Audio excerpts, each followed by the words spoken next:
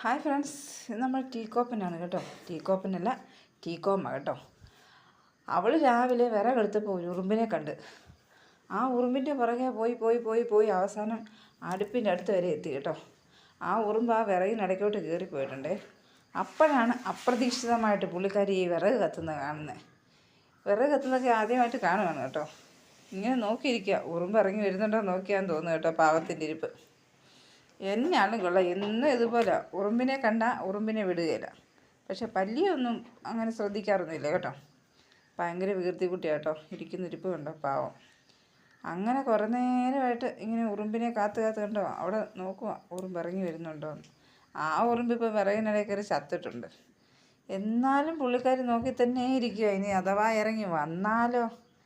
എവിടെ, പാവം ഇരിപ്പൊക്കെ കണ്ടോ, നല്ല ക്യൂട്ടല്ലേ കണ്ടോ.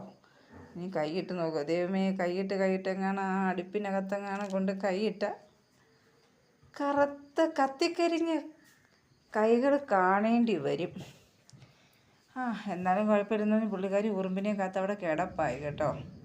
ഉറുമ്പിറങ്ങി വരുമോ ഇല്ലയോ എന്നുള്ള നോട്ടവും ഇരിപ്പുമാണ് കാണുന്നത്. അതിനിടയ്ക്ക് തീ കത്തുന്നു നോക്കുന്നുണ്ട് കേട്ടോ.